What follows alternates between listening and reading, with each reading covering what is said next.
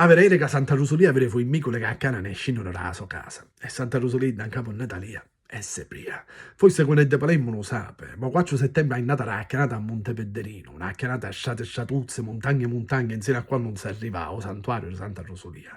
E mentre sa chiana Palermo si spoglia sempre più assai, insieme a quello si fa bere tutta, bieda, come una banna e o c'entra all'avoce. C'è cosa fa chiamata per devozione, c'è qua addirittura se la fa tutta a dinocchiuna. I nostri fratelli della comunità tamile si fanno un gruppone grande grande. Vitte cristiane dai, si sa che sarà l'appuntamento con la mattinata a cominciare a chiamare e poi fare a gara per quadrivare prima, addirittura si ammuttavano. Ma non è che lo fanno tutte per devozione, c'è pure qua che non ci ha chiuso mai, però la chiamata se la fa così, come a mia. Mi ricordo che una volta mi aveva a preparare per una cosa camorrusa di travaglio, riunione, eppure mi fece la chiamata per prepararmi mentalmente e farmi i discorsi, e le riunioni mi erano buone. Perché a chiamata non è solo devozione o religione, a chiamata è una dichiarazione d'amore per la regina e per la santuzza di Paliemmo.